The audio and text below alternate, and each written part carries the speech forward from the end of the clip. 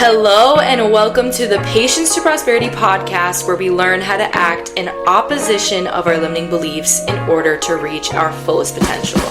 Today, I'm honored to introduce you guys to our first guest of the podcast, none other than Miss Kela Rose, host of the Skinny Dipping podcast. Kela is such an inspiring human being to me and to so many other people, and I just cannot wait for you guys to internalize all of the wisdom that she's sharing with us today.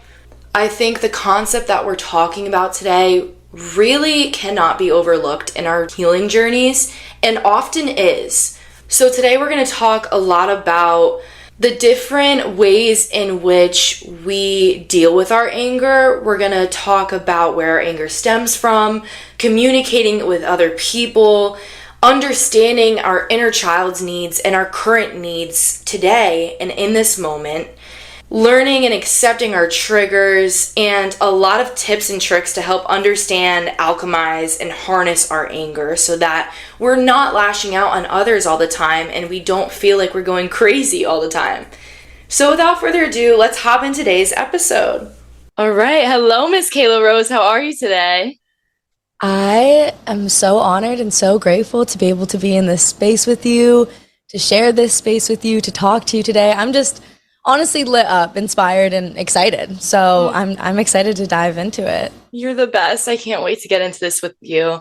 Honestly, like the biggest calling that I had with this episode was just knowing your personal experience with anger a little bit through listening to Skinny Dipping, your podcast, and understanding a little bit about how you got into your journey because of your experience with anger at a younger age, and how that kind of transformed into the self-acceptance for you, which is what this episode is called. It's going to be, transforming anger into self-acceptance. So I'm so excited to get into this concept with you. So tell us a little bit about yourself and your experience with anger. Let's dive into it. I love that we're just like stripping down and diving right into it, like right away, because that's what people want. Like we want to just like get into the good stuff, get into the juicy stuff. And it's so funny that we talk about like anger as this vessel for being led into this space of spirituality, because I think when people think about spirituality, they think about like peace and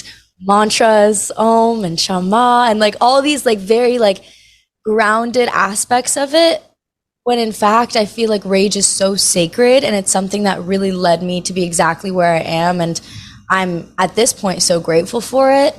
And it's funny because now looking back, I'm like, okay, yes, it was the anger, but it wasn't the anger that led me here. It was my reaction to the anger. Like the anger itself, the emotion itself, like is a beautiful, constructive thing, but it was my reaction to that emotion that sent me into explosive fits and honestly just like adult tantrums, so many tantrums, freaking out at my parents, my partner. And there was this point like 6 years ago where, I would just have these fits where I would get so upset at my partner and I would speak to him in a way that I am not proud of. And he really was like, Kela, I love you so much. I want to work through anything with you. But like, you need to have help outside of me, outside of your parents, outside of your friends. And what I realized is that really led me to my therapist / healer, Donza. And she was the person that really taught me so much and mentored me. And I've been working with her for like 4 to 5 years now. And now I've kind of slowed down because I feel like I just got so much out of that experience with her. And I think it's good to be able to go to other practitioners and move on. But that experience led me to her, which allowed me to like dive into the Untethered Soul. That was like my first homework assignment, which for people that don't know, that's just like an amazing 101 book on spirituality to be able to understand the difference between like your ego versus your soul. And that whole experience led me to learning about myself, because I realized, not even right away, it wasn't right away. This was like a very long process, and it wasn't about to like a year and a half ago that I really learned that anger is this secondary emotion. And it's never really the anger trying to speak to us. right? Yeah, it's never the anger trying to speak to us. There's something underneath, and like for me, it was anxiety, and then underneath that was just kind of like sadness, fear of loneliness, fear of abandonment, like all these fears coming up. And that's how I know now, like the greatest medicine for those reactions to anger, those explosions that, to be honest, are only hurting myself. They're hurting other people, but they're really hurting me. That's really why I wanted to stop doing it. And I want to do it for other people too, but I really wanted to also do it for me, because I felt like my body was like hurting from all the cortisol that I was creating within it, all the stress, all the anger. It was like sitting in my body. And honestly, if I didn't stop, it was going to make me sick later on down the line. Yeah. And really what I've realized through that is that the greatest medicine for that is loving yourself, knowing yourself, listening to yourself, meeting your own needs. And that kind of brought me into just everywhere I am today. So that's kind of like the overarching theme that I experienced. Yeah. Oh my God. I had so many downloads when you were talking. I don't even know where to start. Okay. Yes. I want to go back to kind of what you said about anger being a secondary emotion, because something that I think about when I, ponder this anger and this rage a little bit more is how we kind of like anger is kind of a blanket. Like you said, there was more under the surface level for you. You realized that there was, it was more than anger. There was a lot of sadness. There was a lot of other pent up emotions. But I think as humans, we're just so quick at like labeling things. We love to put labels on things to make it a little bit clearer for us to think. But at the same time, it kind of makes us suppress this anger because we're not really reaching the actual depth of it. Totally. So I don't know. I the kind of secondary emotion. Yeah. Yeah.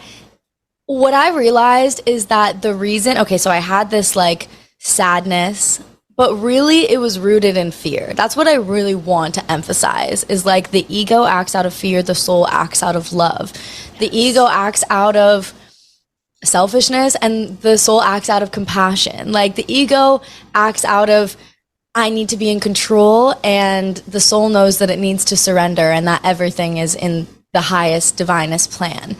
And it was really fear. And that's why I got angry. And I think a lot of people can relate to that. It's like, okay, things weren't going my way. I felt out of control. I felt therefore overwhelmed, overstimulated. And in that, it would bring this anxiety, this energy within me that just wanted to be moved. And in order for it to be moved, my body wanted to expel it. It wanted to get it out of me, which led to the anger, which led to the explosions. And I really feel like when we step down, and we go past the tip of the iceberg to this deeper point, anger and the explosiveness that is paired in reaction with the anger is really stemming from this like state of fear and this need to control, because it's like, okay, well, something's happening in my relationship. It's completely out of my control. I'm freaking out. I'm having all this anxiety. I'm having all this fear arise within me, fear of abandonment, fear of loneliness, fear of not being good enough. And then I need to control it in some way. So if I can be angry, if I can manipulate the situation through my actions and through my reactions and through my responses, then I can like somewhat have this semblance of control. And for me, I feel like that's what it really stemmed from. What do you think about that? I don't know. What is it for you? I'm curious about your experience though. Like I want to, like obviously there's a reason that you brought me on to talk about this. Yeah. Because there's some place in your life where you relate to this. Yeah. So I think like a huge thing for me with my healing journey especially was kind of identifying what my triggers were too. And like, being able to understand if it's a person that's triggering me or if it's coming from within, if I'm being triggered by something because I have suppressed something else. And I think that what you said about control is huge, because we're not able to actually release this anger and understand this anger until we surrender to everything. You kind of have to completely surrender to your emotions and your thoughts and think about things more in order to think about them less. You have to put more energy and effort into your thoughts in order to understand them and get past it.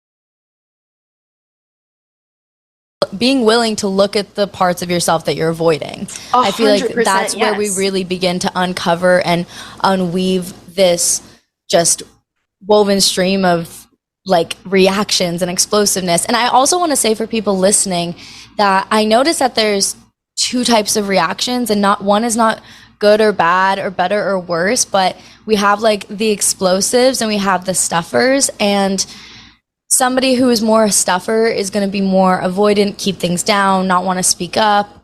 And it's going to lead to this suppression, which is going to lead to this depression. And that's why for me, even though I have struggled with mental health in my life, I don't feel like I can fully say like I've struggled with depression. Of course, there's been moments where I do feel numb, but because I've always been very explosive and very in turn expressive and outward and in this other category, I never kind of went to that place of like numbingness and suppression that kind of leads us to that depression.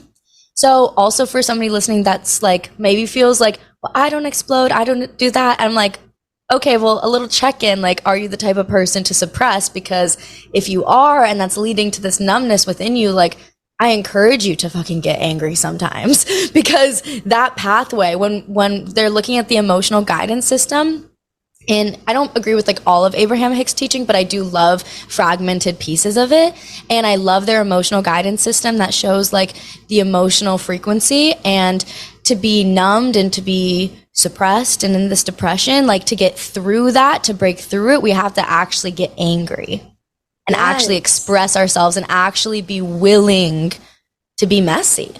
I completely agree with that. I think that anger is kind of just asking for an emotional release from us, you know? Like when this anger comes up, it's literally just telling us that we need to dive deeper into why it's even like where it's stemming from and where it's coming from in the first place. And I think that's huge. And what you said about, you know, stuffing or exploding, you said, you know, neither is good or bad. And I think that's huge because when in terms of our own emotions, I think, like I said, we're so quick to put labels on things that we label our emotions as good or bad. We say happy is good, sad is bad. But I don't think that's necessarily true. And you can, and then calm is good. Like calm is good, and then angry is bad. Exactly. But let me tell you, some of the most calmest, I'm putting quotation marks for people who can't see me, some of the most calmest people are the most judgmental, the most bitchy, and like the worst people. Yes. But like versus people who are kind of just messy and expressive.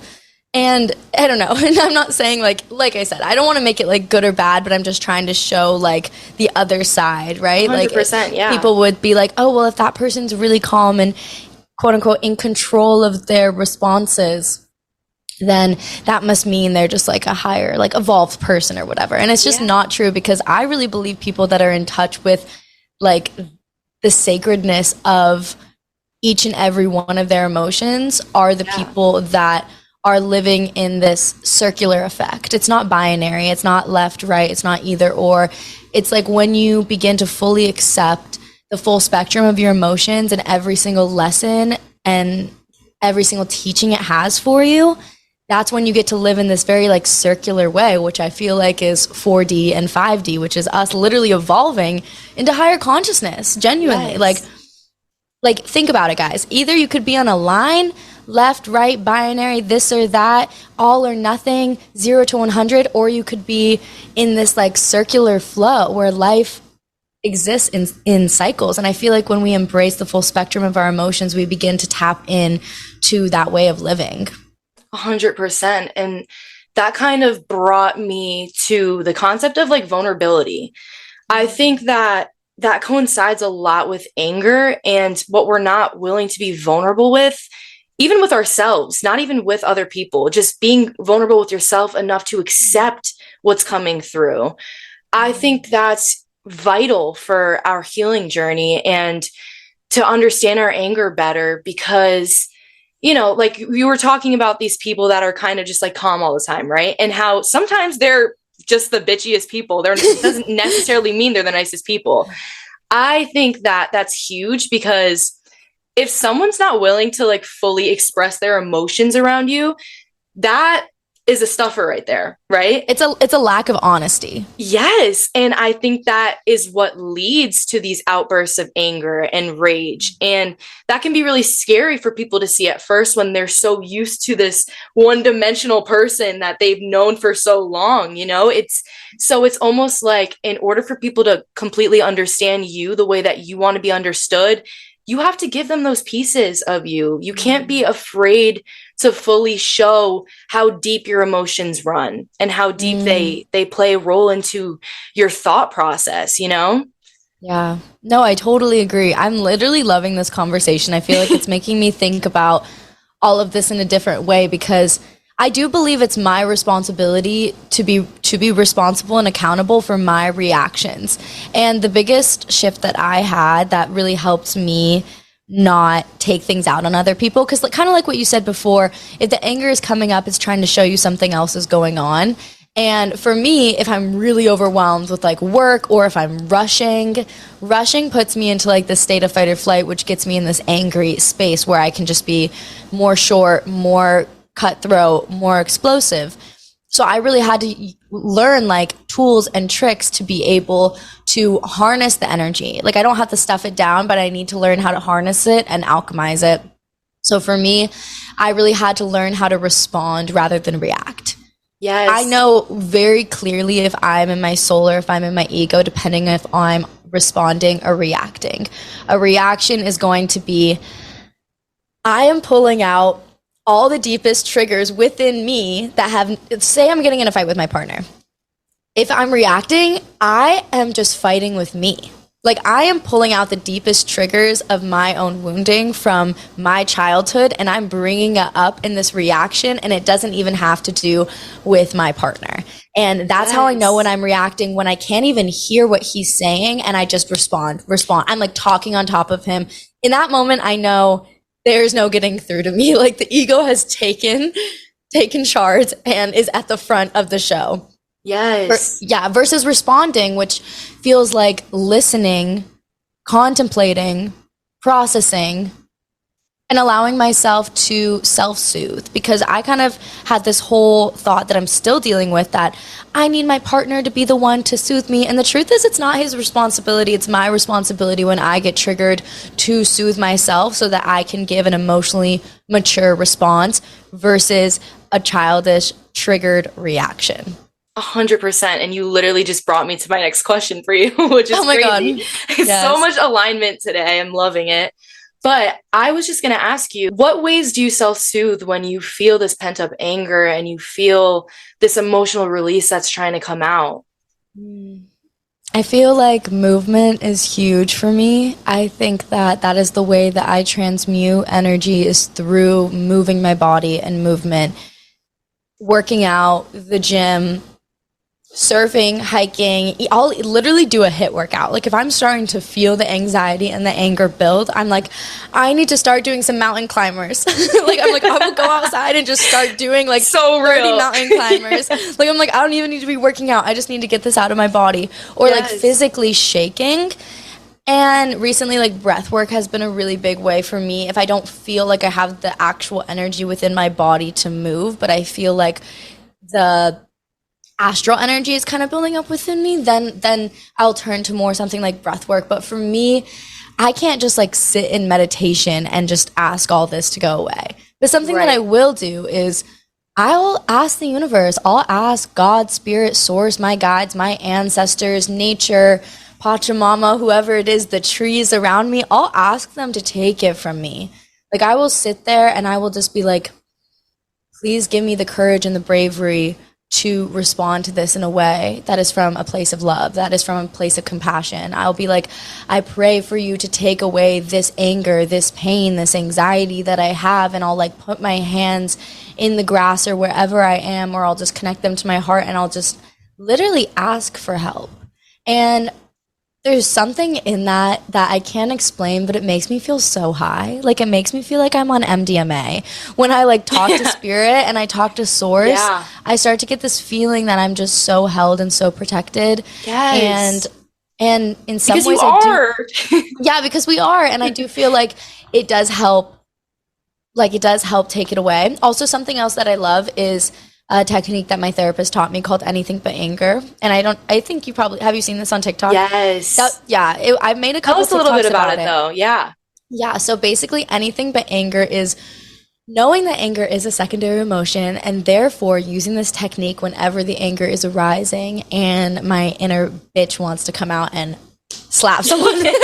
I'm like, okay, how can we channel this? And anything but anger just asks us to go to an emotion besides anger. Literally anything. Literally name it. Anything but anger. But for me, the easiest place to go to is sadness. When I feel like I have this anger, I just fast forward. I just fast forward and I get right to the tears, because the truth is, in the past when I was younger, I would have these angry outbursts. I would have these explosive moments, and 5 minutes in, I would be in tears and releasing and crying and honestly feeling really guilty and shameful. It was this like cycle of guilt and shame that I had that was really keeping me here. And by just not losing my temper and like not saying things that I don't mean, because that's what I really regret when I get angry, is I say things that I don't mean. Yeah. And from a place that I don't feel like is truth for me. Right.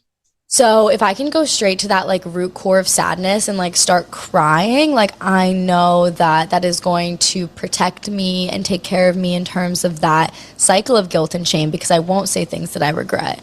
And I'll be able to really communicate that what I'm feeling is sad or misunderstood or lonely or not heard, whatever it is. Right. Yeah. And I love what you said about, kind of like your younger self going through these outbursts as well, and feeling so many emotions, because this season 2 of Patience to Prosperity is all about your inner child. And I really just that's a huge reason why I wanted to have you on today, is to kind of connect this anger to our inner child, because I feel like all of the things that trigger us as adults stem from that inner child, from what they didn't get when they needed it the most. So in what ways do you feel like you were misheard, or maybe your feelings were kind of dismissed a little bit as a child that you think have now affected you as an adult? Yeah. I really think that the biggest thing about this part, about going back into our inner child and really looking at our past, is to really notice the patterns, because it's never the problem. It's never the exact situation. It's always the pattern that is arising again for us to heal deeper. And for me, I can see like a couple things. Like if I don't feel listened to or heard, that makes me want to yell. If I feel rushed, or like I don't have control over my time or when I want to leave or what I need to do, that definitely is one of my big triggers, where I'm just like, I don't want to feel rushed by somebody. Yeah. And that puts me into like frustration. So that allows me to communicate to whoever I need to. Like I was late for my friend the other day, and I was about like an hour late for us to like get together, and we were doing like a session. It wasn't like a hangout. It was like we were doing work together. So I just wanted to be like fully present. And, I just communicated to her. I texted her and I was like, hey, like I feel like I'm stepping into this rush energy. It's making me feel overwhelmed. I want to slow down. So I'm going to need to push it back 45 minutes and I'll be like an hour late or whatever. And she was like, I'm so glad that you did that, because then I can step out of the rush and I can step out of that frustration. Yes. And you show up better. You show up better for others when you take the time for yourself and you give your inner child what it needs, Totally. And something one of my best friends told me like about a year ago that completely changed my life. Her name's Madison. She actually was just on my podcast. I don't know if you listened to that episode. Oh my God. Was it the cortisol one? No, that's Paige. But Madison, we talked about like sisterhood. She's my pole teacher. You should definitely listen to it. It's such a good episode. But basically, she told me, what's best for you is best for everyone. Yeah. And that changed my life, because I started to notice like every single time that I needed to push something back or I needed to cancel. There's a difference between being flaky and honoring yourself also. That's like a nuanced thing. Yes. But when you're honoring yourself and listening to yourself, it's best for everyone. You'll realize, oh, my friend actually needed an extra hour too. Like a couple days ago when I texted her, she was like, it worked out better for me. Or I need to reschedule something to another day and it works out better for them too. Or I had a meeting the other day and somebody was late for me. Like he was late for me and he was like, Kayla, I'm so sorry. I feel so embarrassed and I'm like, nope, what's best for you is best for me. I was like, I actually needed to edit this one thing that I was late on and I got to do this in the time that you were late. So it worked out great for me. Don't worry about it. What's best for you is best for everyone. Yes. And that really changed my life. And I started to notice like, yeah, what's best for me is best for everyone. And I want to show up the best that I can for the people that I love. And therefore I need to take care of me first. And that's honestly a lesson I've learned over and over again, but it's been really highlighted like in the last couple weeks because I feel like I've gone kind of back into codependency patterns with my partner, which just leaves me feeling like frustrated and not happy because I'm not taking care of me and like what I need. Yes. So I've really noticed that I've been like short to snap at him or judge him or criticize him. And it's really coming not necessarily from our relationship, but rather from this place of me not taking care of me first. And that was actually something that came up in the session with my friend the other day because she's astrology queen and we were doing like this trade and we're talking about our expansion codes. So she does these really cool like astrology like codes where she mixes different planets to create explanations for yourself. And mine is in my expansion code was in Leo. One of them was in Leo. So she was like, you need to take care of you first. You need to be at the forefront. And that's when you are most expanded. If you are in the opposite of Aquarius and you're taking care of everybody else and in that humanitarian, it's not going to be, you're going to be contracted. You're not going to be expanded.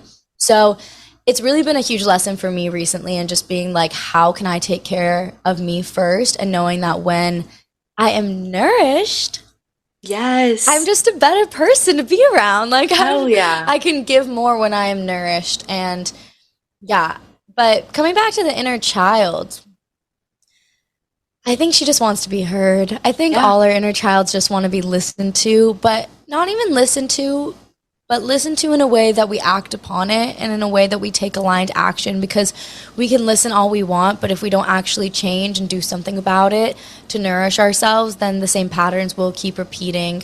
So first we have realization, awareness, and naming it, right? We see what's going on, we see the pattern, we can name it. And then we have this like processing point that we need to like see what it is that we've been doing that's been hurting us and brainstorming ways that we can move forward. And then the third step is really taking those steps forward and taking the aligned action. And that's how we really create this new cycle, a new pattern, a new neural pathway for us to act upon, rather than the one that we have been previously habitually working with. Yes, so 100%. Yeah, I think those are like the 3 steps. It's really important to act upon it with our inner child. We can't just listen to her. We also have to do something about it and take care of her. Right, for sure. Taking that action. And I think also setting boundaries, like figuring out where our limits are with others and with ourselves, like what we're able to handle and what is triggering us so badly to the point where we already know where it's going to lead us, So what is your biggest advice, I guess, for setting a boundary with others? Me being like, how do you do this? I know, right? It's a tricky one. It really is, because you feel like you're almost like walking on eggshells with people sometimes, and that can make it really tricky to when you don't even know your own values. I think that makes it even harder to set boundaries with others. Totally. But yeah, what's your take on that? I think when setting boundaries, the biggest thing that I've learned from nonviolent communication that I'll say with NVC is always speaking from the I. Like, I feel this way. This is the way I feel from my past experiences, using I and me and my language, so somebody doesn't feel attacked. Because if you can approach something in a way that someone doesn't feel attacked, then they won't get defensive. Yes. But if you come at something in a way that is in need of defending, someone is going to close down or they're going to come back at you. So really speaking in this I language versus you did this, you do that, don't do that to me again. Like, nobody wants that. It's not our job to parent anybody else except ourselves. And then eventually when we have a child, if we want to have a child. But for now, it's like our job is to parent ourselves, reparent ourselves, and not others. So really thinking about, I feel this way and this is my experience. And then you can make a request. Oh, first you can also be like, I'm sure this wasn't what you intended, but this is how it came across. Like, you want to assume that someone's not trying to hurt you, because for the most part, they're not trying to hurt you. It's just their past and your past interacting and trying to heal. Right. So with that, like, assuming that it's not their fault. You don't want anyone to feel like it's their fault. And then from there, if you feel like somebody's open, then that's when we make a request. Like, in the future, I love saying, like, I don't want to talk about this situation. Like, this situation is done. Like, if we can be accountable and we can move on, I'm happy to let it go. I don't like to hold resentment and grudges as long as somebody can be accountable. And then once that person is accountable, I love to say, in the future, this is what I would love to see and I would love to experience. And do you feel like you can do that? And like actually asking them that. Yeah. And it gives them a moment to reflect and a moment to process. And you'll find that people are much more responsive. This is where I have an issue. Is like, okay, for example, like me and my partner have been together 9 years and we've been growing up since we were like really little together and teenagers. So we've like had to go through, we've had to work through so many like teenage patterns that like usually I would get to like start again with a later partner and like attract a new partner, but me and him are really learning together. And there are times that I make a request and he just like repeats it, and and he like repeats like what he's been doing, or vice versa. Like I repeat what I've been doing. And it's tough because then we have to just ask ourselves and contemplate, like, if someone's not willing to respect us and cross our boundaries, like, do we still want them in our life? And it's really our responsibility to stay or go rather than being angry at them. It's really like a self-responsibility to stay within something. And there's no right or wrong answer. I'm not the type of like person online that's going to be like, this is 100% the right answer. If he does this to you, like, leave him. Because I've been in a long relationship and understand the nuances of like loving somebody for a lifetime. And in that, I understand that like I have to be willing for us to like learn together, and that's gonna have mistakes being made. So there's two options when somebody crosses their boundaries. You either work through it or you leave. But it's not about getting mad at them, because you have to realize it's your choice and your responsibility to stay or go. Yeah, 100%.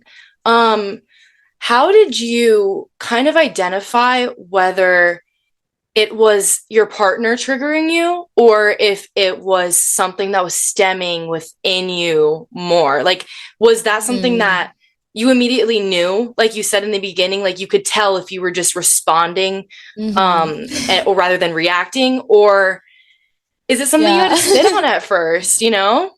I definitely think sitting and processing always allows me to gain a greater perspective, but I don't love to use the word always, but if I were to use the word always, I would use it here, that it's pretty much always my own triggers and my own patterns repeating themselves, and not really him.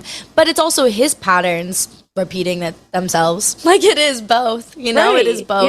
Yeah, I think that's where this self-acceptance kind of comes in, and just like, you know, from both sides, being able to accept that you feel the way that you do about things in order to move past that, you know, like not shaming yourself into feeling a certain way about something, because you can't control how you feel about something, but you can control how you respond.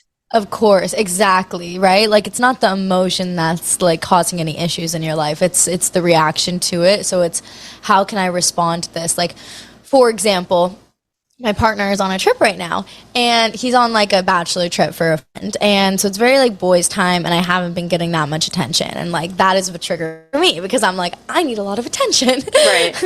I'm a high maintenance girly. Right. Like, you didn't sign up for a low maintenance girlfriend. Right. Sorry, buddy. Like, I am princess treatment. And I kind of was like, hey, like, I would love if you reached out to me before I have to reach out to you. And he's just like in boys land having fun and just like forgetting, because he's just like playing golf all day and like whatever. And like, I'm at home and he's on a trip. And I've kind of like bitched him out like a couple days ago because I was like, don't fucking do this to me. And like kind of like being in a little bit of my spice, which I feel like sometimes is appropriate. Like as long as I'm not like blaming his character and talking about the situation rather than who he is, I think it's okay to sometimes get a little spicy and a little bit upset. But with that being said, today, like I woke up and I just got a text saying, "Good morning, B. Hope you have a good day." And it's like, well, that's low effort. Like I want to wake up to, you are the most beautiful, amazing girl in the entire fucking world, and I cannot wait to see you in a couple days and blah, blah. Like that's what I want to wake up to, and he knows that. And I like gave him the blueprint and he didn't do it. So instead of freaking out, I texted him, "This seems like really low effort. Despite how I feel, though, I really do hope you have a beautiful day and we can talk later." Yeah. And that's me responding because I'm not brushing how I feel under the rug, but I'm also acknowledging I'm not going to ruin his day. Yes, 100%. Because of how I feel. Yes. And like make a mountain out of a molehill. Yeah. So going back to what you said, I think like irritability is inevitable. Like you're gonna feel so out of your body sometimes, and so like crazy sometimes on both sides. Like when you're in a relationship, like you're both going to feel this way sometimes. So I think like leaving space for one another and kind of just, you know, leading with compassion and love rather than attacking that person, rather than, you know, being like, you did this to me and it made me feel this way, being like, I feel this way because of the way that you said this. And I just want you to, you know, communicate with me a little bit better on it and help me understand what that meant, because right now I feel a little bit attacked. You know, I think an overarching theme that we're talking about today too is communication. Like you have to be able to communicate your anger in a way. Maybe you have to take time to yourself first. Maybe you have to check yourself first and just take a moment to yourself to internalize all the thoughts that are going through your head at once, and then come back to that person and try to communicate how you feel in a way where they can understand you, you know? Yeah, totally. I was actually thinking about this before we hopped on the call, just like meditating in my mind on anger and my experiences with it, and knowing that this conversation just in its nature would be so different from anything else, just because it always is. And that's a download that came through for me, is like, okay, but if I'm angry and I want change and I come at somebody, then I don't actually have my needs met. So that's what I also learned, was like, is the way that I'm responding going to meet my needs? Because if I come in a way that's attacking somebody and then they're going to be defensive, then we're just in the loop. We're in the anxious, avoidant, back and forth loop. And I don't want to be in the loop anymore.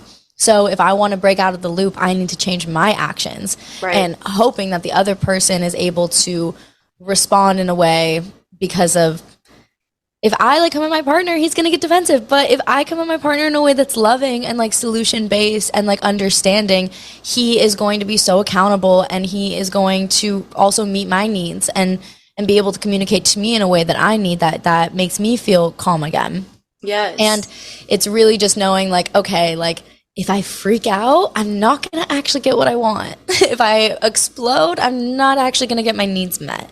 And what are my needs, right? I, like you said, knowing your values. And for me, like connection is a huge one of my values. So if I'm feeling disconnected from a parent, a partner, or a friend, it's going to have an impact on me. But if I freak out on them, then it's just, I'm not going to get my needs met, because my need and my value is connection. And so in order to have that connection, I need to communicate in a way that prompts that type of connection. And like, I never really, like, I've never like freaked out at a friend, right? I think it's just people we're really close to that kind of crosses that boundary a little bit. So we just have to be extra mindful and careful.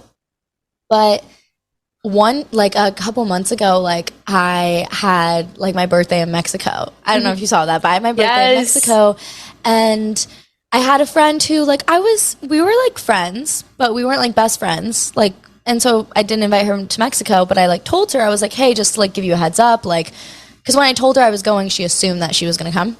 Right. And so I had to like I was nervous, but I had to tell her, I was like, I'm sorry, like I'd love to do something here, but I don't know if she missed my message or she just didn't understand. She thought I was just saying I wasn't going to Mexico at all.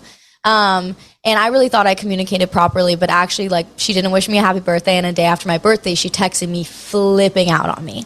Like, angrily texting me, being like, you're a shit fucking person, like, you went behind my back, like, all this shit, and, like, First of all, I was like, I didn't go behind your back. I'm not a shit person. And the truth is, I don't owe you much. We're not even that close. Yeah. Like, we're not best friends. Like, Right. I would get, like, not inviting your best friend and, like, that being a really big deal. Yeah. But, like, if you're just casual friends with somebody that you hang out occasionally, like, I'm not going to invite you to Mexico. Yeah. And she freaked out on me. And, like, my response was, like, babe, I wish you the best. It was funny being on the other side of someone exploding at me because, like, it doesn't happen very often where somebody explodes at you, especially like someone that you're not very close to. Yes. And she exploded at me, blew her fucking top, was so rude to me. And I literally was like, I'm so sorry that the way that this went down, like, hurt you this bad that you would act like this. Like, that is what I told her. And I was like, I wish you the best, but I do not wish to continue this friendship anymore. And I cut her off and haven't seen her since. And she ended up, like, apologizing for her actions, and, like, I do forgive her, but I didn't want to move forward with the relationship. And the truth is, all she wanted was connection and to be included, and now we're not friends anymore. And she didn't get her needs met because of the way that she acted, and the truth is, she's responsible for that. So that's just to give it from the opposite perspective, how it feels when someone attacks you. It's like, no, I'm not going to do that. Like, I'm going to draw a boundary. You're not allowed to treat me like that. And at the same time, it's important to be able to work with people and acknowledge their tough feelings if they have, like, a really big space in your heart. I think it's really worth it to, like if we were really close and a really close friend came to me and said, you really fucking hurt me, and kind of did come at me a little bit, like, it would take me a moment to process, but I would want to work through it with them, and I would want to talk it out, and I would want to see where they're coming from and validate it. Right. It's just knowing, like, who in your life is, like, worth that extra devotion that it takes to work through sticky communication. Right. And I think that we also have to realize that if we don't know what our needs are, then we can't have them met. You know, like, it's impossible to communicate them. You're always going to feel like your needs are not met when you don't do the work to try to figure out what they are in the first place. And I think that anger can stem from that. When we don't know our own needs and they're not being met without us even realizing that, there's such a disconnection within ourselves that I think that anger gets pent up, and that's where that can get released in ways that are just really out of rage at the end of the day. Yeah, no, I totally agree. And it's super important to, like, know that it's important to evaluate your needs, like, literally every month. Like, I'm constantly reevaluating what are my needs and what are my values, and what is the aligned action that I can take to get there. And it's that constant checking in and constant communication with your inner self, asking, who am I now? Because what I'm realizing is, like, what worked for me 2 years ago, it makes sense that doesn't work for me anymore. Like, I am ever changing. Yes. I'm a different person than I was 2 years ago. And the way that I was able to manage my habits then, like, don't really work for me anymore. And I'm having to rediscover new ways, but I can only have that rediscovery through this curiosity. And I can only have this curiosity from this constant check-in, this constant communication with my inner self. And my favorite way to do that, for people being like, how do I do that? Literally journal, write it down. Yes. Like, I'll just be like, what are my values? Like, and I'll be honest with myself. Like, I will write down, like, what am I valuing currently? Yeah. Like, in my actions, on my day-to-day in the last, like, month, what does that show that I value? Right. And usually I'm like, that's really not what I want my values to be. That's really not what feels in alignment with me. And then I can check in, okay, what are the values that I wish to be in alignment with? And figuring out how I can make that bridge between the two is really important. And I think from the values then comes the needs, right? Because the needs, I feel like, are just an expression of the values. So I think it's important to be in constant communication with ourselves. And the biggest thing I've also learned with anger and big emotions in general is that if I fight it, it gets worse. And if you just let it happen. Like, yesterday I was just feeling some big emotions, and I was with my friends all day long, and we were having a really fun day, but the big emotions were, like, in the back of my mind, and I could just, like, feel it in the back of my mind, but I just also really wanted to enjoy my day and, like, didn't want to, like, get into it. And finally we were, like, it was like 3 p.m. We had all been hanging out since, like, 9 a.m. and we were at the beach, and my friend just looks at me and she's like, "What's up, Kayla? Why are you in your head?" And I was just like, I'm just feeling this way. I'm actually feeling really pissed off. And I just started crying and both my friends hugged me and I was like, wow, I feel so much better. Yeah. Like I literally felt so much better after I felt it. Right. And I think that's really where this acceptance comes in, is like, okay, like it's my responsibility to feel this. Like, and just because I'm feeling this doesn't mean I necessarily even have to bring it to another person to deal with it, because it's so internal. It's so about me. And I need to be able to meet my own needs. Yeah. And I always say this phrase, I've said it in countless episodes by now, but I always say, it's not your fault, but it is your responsibility. Like, it's not your fault that you have past trauma in your life that this anger has stemmed from, but it is your responsibility now to approach it in a way that makes sense to you, that helps you self-soothe so that you don't lash out on other people and make other people feel like they're always the problem and stuff, when it's just like this internal emotion that's going through you, you know? And I think a huge tactic that actually helps me, that kind of just like goes along with what you were saying, is it's so simple, but literally when I feel this fight or flight happening in my body, just taking a second, breathing and asking myself what I need in that moment. What do I need right now? Because sometimes it's literally to just sit down and do nothing.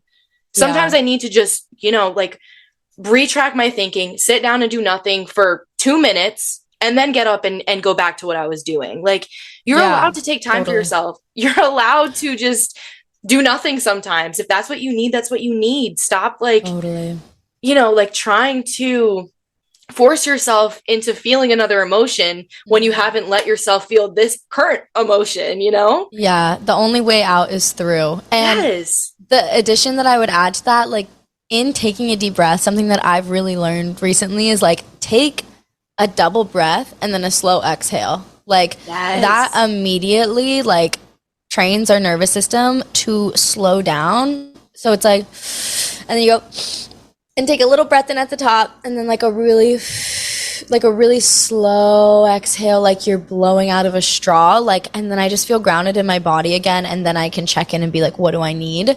And it's different every single time. Like there's no one way. There's no handbook for it. Like every single time what I need is different. Like sometimes it's going to be to rest. Sometimes it's going to be needing to call a friend. Sometimes I need to deal with the situation at hand. Sometimes I have been avoiding something and I need to face that. Sometimes I actually really need to get my work done because I like feel overwhelmed. And if I don't get my things done, and then if I don't get my things done, then it's just going to keep building. Right. And it's really about asking ourselves like, okay, well, what do I actually need in this moment?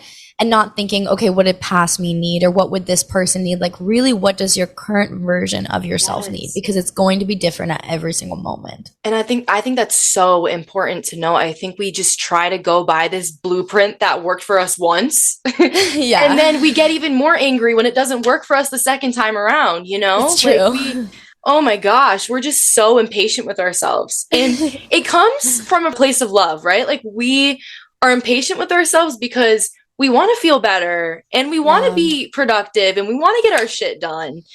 Totally. But you can't perform in your highest ability when you're not self-soothing, when you're not taking the time for yourself, when your needs are not being met. Then all of the work that you are able to produce, it's not coming from an authentic place. It's not coming from this self-compassion, and that will show through your art. You know, like if you're stressed out and you're not taking that time for yourself, you're stressing your work. Everything feels rushed, and that will come out in your production, you know? Totally, especially when you're like in school or something. Like producing is just so part of life, especially when you're in the school system. Right. And then if like you go into like corporate world or anything like that, but yeah, definitely knowing that we need to be nurtured before we can produce. And then also, like, I see this other archetype too. So I see, like, the person that doesn't take care of themselves and keeps producing. That person needs to slow the fuck down and rest and, like, play, enjoy. Yeah. And then I also see the archetype recently a lot too, especially in the world of, like, self-development and, like, good friends of mine. I notice they just get into this zone of being like, well, I have to fully, like, I have to honor myself. So I'm not going to make plans with these people. I'm going to like be antisocial. I'm not going to get my work done. I'm just going to flow. And I noticed that those friends of mine get so stressed out because I'm like, okay, but what you need is actually to take some action, and you're actually sitting back too much. Yeah. And it's kind of in that perfect balance because, and I just want to tell people that because I think when I was in like such overproduction, like I swung to the other end of the pendulum, and it actually didn't feel better. Like completely just like ignoring things when I had a lot on my mind didn't make me feel better. Like it didn't make me feel less overwhelmed. And sometimes what I actually needed to do was to like take action and take steps, and that made me feel better at the end of the day. And I just noticed like we can't be flaky on others or on ourselves in the name of honoring ourselves. And I noticed that theme comes up a lot in the last year, just like because people are now learning like, now I can honor myself. And it's like, yay, that's amazing. But don't go all the way to the end of the spectrum where you cancel on your friends every single time, or you like completely isolate yourself, or you never get your work done, and you're just like always like focusing only on your habits and not in the actual world. Because it's a little bit like self-indulgence kind of. Like I noticed it's just like very self-centered, and there's nothing wrong with self-centered, especially if you've been about others your whole life. It's really good to have a chapter where you're fully about yourself. But when you are ready to integrate back into the world again, I find it so perfect to find the balance. Like, how can I honor myself? Like, it's not either or. I always say it's both and. Like, how can I honor myself? How can I listen to myself? But how can I also show up for myself? And sometimes that means reparenting ourselves and doing the thing that maybe we don't actually really want to do. And resistance for me isn't always a sign that I shouldn't do something. I feel like that's a teaching that I learned that I actually realized wasn't true for me. Like I learned that through Abraham Hicks, like take the easiest path if it's like, there's resistance. And the truth is, I don't find that 100% true. I think if something really doesn't feel good in your gut, don't do it. But a lot of times we have these self-sabotage behaviors that come up that say, well, I'm not going to take the action on that because this part of my ego wants to protect me, so I'm going to feel this resistance. But if we just push through like a little bit in the uncomfortability and the discomfort and the resistance, I notice I feel a lot better through it. So it's like this perfect little middle point. Like, how can I honor myself so deeply, and how can I also reparent myself? Right. How can I baby myself, and how can I reparent myself? It's both and. Yeah, and I love what you said about this resistance, because that's been so apparent for me recently too. And I completely agree with you, because a lot of the things that you're resisting, it's just kind of your ego. I feel like we always kind of put this negative connotation to it, but your ego is just trying to keep you safe at the end of the day. You know, it's 100%. Literally just trying to keep you safe. It's scared of trying new things because it's not certain yet, you know? Yeah. So I think that's where that resistance stems from a lot of the time, is just from our ego trying to keep us safe. And it's hard to understand the difference between like intuition and anxiety. I think that can be really hard, but that does come into play a lot. And I think with intuition, it's almost like it's screaming at you. Like you can't ignore it. Yeah. It's just going to keep coming through.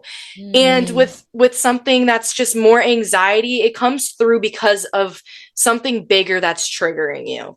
And once like a circumstance into that, then you can like unravel that a little bit more and kind of understand it better. But intuition will scream at you. It will just keep going until you listen to it. Yeah. Me like thinking about the ways my intuition's trying to communicate to me that I've been ignoring. No, I'm like but no, it's true. Like, yeah, if you don't listen, it gets louder. And I think like there's so many different perspectives and takes, but a lot of people are like, your intuition will be like soft and your anxiety will be like chaotic. I've heard that. Yeah. And I just don't feel like that resonates as truth, because I feel like intuition will come up, over and over again in a way that's like grounded, but like, girl, you better listen up, like, or we're gonna smack you in the face with it. Versus anxiety, which just anxiety is always gonna reach for the next thing. And that's how I know it's anxiety, when it's like, it's like a never-ending slew of random thoughts. Like intuition is going to be like one thought that really comes in and like wants to be heard very clearly, where anxiety is going to be like, okay, but this bad thought could lead to this anxious thought, and this anxious thought's going to lead to here, and then I'm ugly, I'm not likable, and then I'm going to die tomorrow. Like that's like literally how anxiety works. It's like it just keeps going, and that's how I'm able to be like, these are intrusive thoughts. Like I literally will just say out loud, these are intrusive thoughts, because I know the difference versus my intuition that sometimes like it feels tough to hear. Sometimes intuition versus the anxiety, which just feels like busy. Does that make sense? 100%. Oh my God. This is so good. I need to like talk about this. How you played that out. I love how you played that out. Me thinking about how I need to write this down. Like chewable and digestible for everyone. So that was amazing. Of course. Maybe let's like tap back a little bit in that balance that you were talking about before, because I think that it's really important actually to tap into the parts that are just play, the parts that are just for fun, that have nothing to do with your passions, have nothing to do with all the hard work you're putting on the side, because you need to have those experiences to teach you lessons that can come through in the lens of that hard work and your passions and stuff. Like even just podcasting in general, if you don't go outside and go play with your friends and go get that ice cream, go do something, you're missing out on opportunities that you can talk about on your show, you know? Oh, totally. Like stuff like that. You need to live your life. Like you need to live your life. You need to stop putting so many limitations on you that you have to follow and abide by completely in order to reach your goals, because we don't necessarily know one thing that's going to lead us to the outcome that we want, and like the outcome that we want is not always going to be exactly what we expect it to be. Sometimes it's even better. Most of the times it's better, but I think a lot of people are not willing to be patient with themselves, and they're just so go in this like autopilot almost.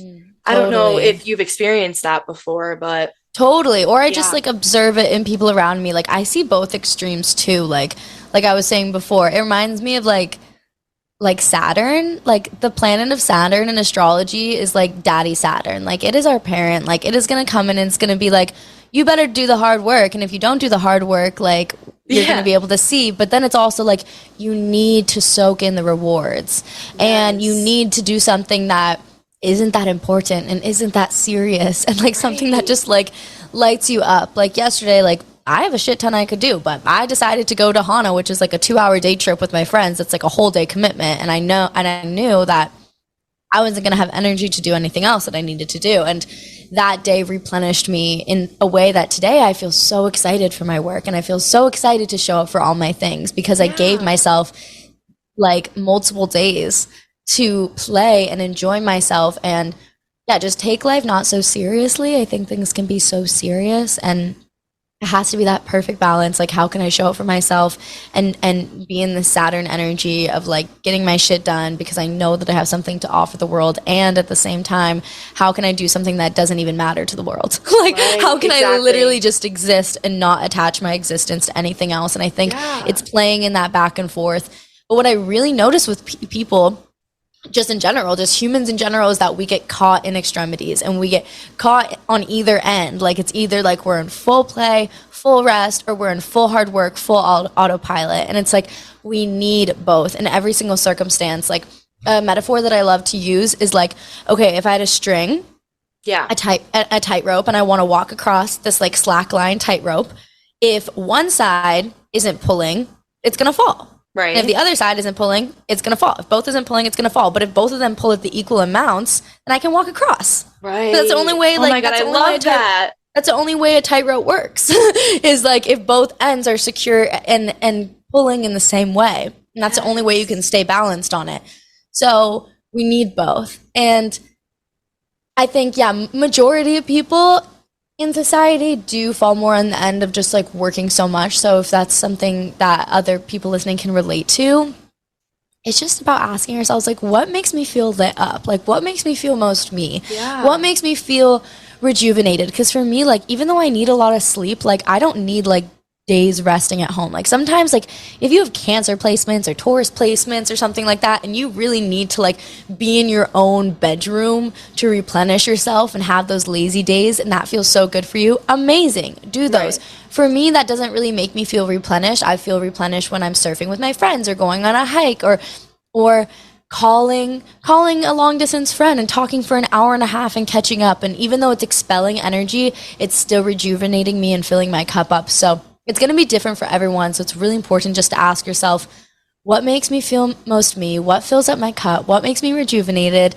And like we said before, checking in often. Like every month I do this, like, or even every couple weeks, like I just check in and I ask myself, what right now makes me feel lit up? Because what worked for me then isn't going to necessarily work for me now. And even though the values are the same, I ask you to, typically the values are the same. I ask you to really get specific about what it actually looks like. Like what is like the actual things that make you feel filled up, not just like a generalized value, but what are the actual things that are tangible that make you feel like your cup is just being filled up, and writing those down and tuning in with that. And sometimes it's just in the naming of it that you begin to realize so much and you begin to act on it, and just having awareness for it. Yes, I think that's so huge. And the more you tap into it, like the more it just becomes habit. It becomes habitual, you know, like you just know that that's going to make you feel better. That's what you need.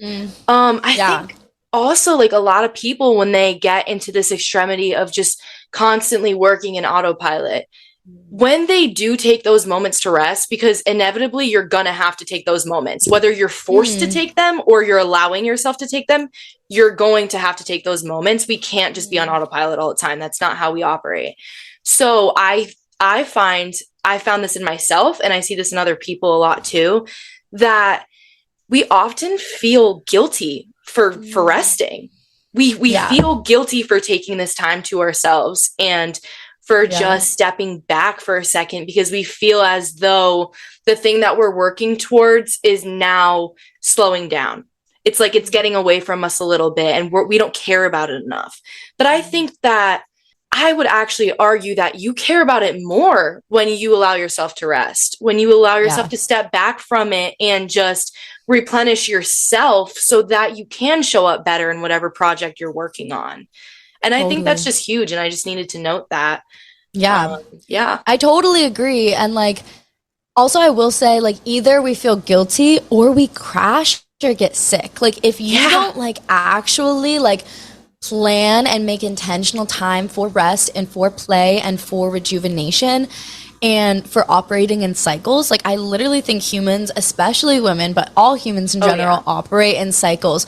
Moments of rebirth, moments of planning, moments of like birthing, like moments of releasing and being out in the world, and then moments of like contracting and coming back in. It's, if you look at everything in nature, it constantly contracts and expands and contracts, just like our breath, just like you know, flowers blooming, right?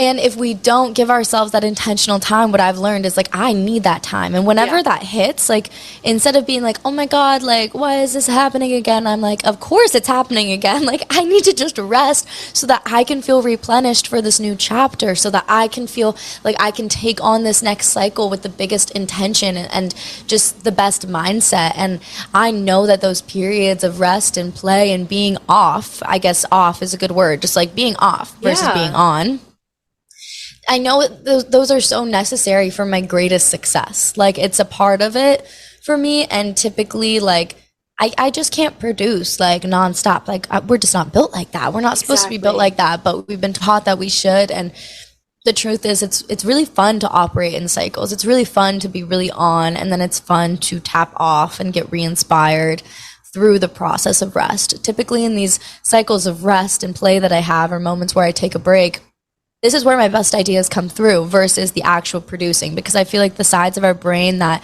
like, the side of our brain that creates and produces versus the side of our brain that imagines and like dreams, it's just different, and it's different states of being. So we need to be in these different states to access. Like, I think also with like the nervous system, I've noticed people like really demonizing like being on in the nervous system, and your nervous system would not be healthy if you were always in rest, if you were always in that parasympathetic. We need the sympathetic too. So it's noticing, how can I just have both, and knowing how both support each other. It's not one or the other. They're not working against each other. It's literally on the same team. When I'm showing up, when I'm taking action, when I'm being productive, and when I'm resting and playing, it's all part of the same team. 100%. I think that's so huge. I've just loved this conversation so much. It's been so good. I could talk to you for hours. I love that we're also literally matching. I know, right? Like we're both wearing tees. But before we wrap things up a little bit, I really, really want to connect this season, or maybe this concept of anger, to your season that you're currently in right now in your podcast, because I know you're in the season of sweetness right now. I am in the season of sweetness. Yes. And post-era of the Phoenix. Post-era of the Phoenix, which is crazy how the two are so aligned but so different at the same time. I think it's so cool. Like your brain is so inspiring. I love your brain so much. That is like really the nicest compliment ever. That's gonna definitely make me cry.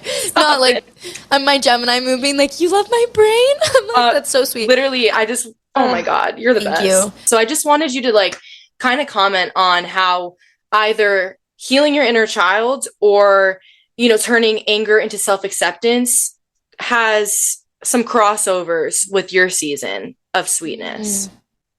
Yeah. I think the season of sweetness is all about being like honey, and being like honey is being juicy and deep, yet patient and sweet. And not me like rhyming, not on purpose, but that is literally what it is. It just feels like, how can I go the depths with myself in a way that feels so nurturing? And how can I allow myself to move slower? Because I do have this natural tendency to want to move fast. But then if I move too fast, then I get rushed and I get overwhelmed, then I get frustrated, then I get angry, then I get explosive. So that's kind of the process I've seen within myself. And I've really just asked myself, how can I allow myself to bloom in this slower way and process things in a slower way, and really be intentional with everything that I do, and being okay with these periods of slowness, and when things slow down, knowing that it's a contraction to the expansion that is coming next. And I guess to relate it to like our inner child, I feel like even though we do want to parent ourselves and we do want to hold ourselves accountable, there's this part of ourselves that just really needs a deep hug and some deep nurturing and just acceptance for wherever we are. It's like, knowing I might not be exactly where I want to be in this exact moment, but I'm exactly where I need to be. Like I'm literally exactly where I need to be. And the inner child knows that. The inner child knows. Like the inner child just wants to hang. Like the inner child just wants to be curious and experience. And the inner child isn't in a rush to grow up. You know, it's the ego part of ourselves that's in that rush to grow up. And I think in growing up, like if we can just be like honey and get everything out of the season, the era, the moment, the cycle, the sequence that we're currently in, we realize that once we really soak it in, all of a sudden the next one's here. And it was right before our eyes. And it was like, how can I just be in this moment now so much deeper? Knowing that it's going to make the next moment that much sweeter, if that makes sense. Oh my God, I love that so much. That's kind of what's coming through. But oh my God, that was amazing. Well, thank you so much for coming on today. Thank you for your time. Thank you for sharing all your wisdom with all of us. I really just, especially when I have guests on this podcast, like I ask myself, what can this guest bring to my podcast that I can't? You know, and I think you literally just connected all the dots that I needed for myself today. And I think it was just such a full circle conversation to come from someone who just honestly inspired me so much in creating this podcast, and to now have you on and to help out my audience and me. Like, you're just amazing. You really are. So I need you to give those shameless self plugs right now. Where can the listeners find you? Obviously. I'm at Sundays KK and at Skinny Dipping Diaries on Instagram, TikTok, Sundays KK, very active on there. And my podcast is Skinny Dipping, and I feel like a really good follow-up episode for this would probably be how to make your mind a beautiful place. And I think that episode from a couple weeks ago would be a really good follow-up for this episode. And I'm so proud of you, dude. I'm so proud that you're one of my podcast students, and I'm so proud that I could inspire you in any way. And I'm just like so grateful and so excited to see where you go, because I think you're brilliant at what you do. And I feel grateful to know you at such a young, ripe age of your curiosity and discovering everything. Because yeah, I feel like when you're my age, like obviously I'm like such a child, but like I'm 25, you're 19, like that is I have changed so much since I was 19, and I'm so grateful to know you now, because I know you're just like, with where you're at now, just like gives me such a foreshadowing into the future of who you are becoming, which is somebody that I'm so proud to know. So thank you so much for having me on. Oh my God, thank you. Thanks guys for listening. You're the best.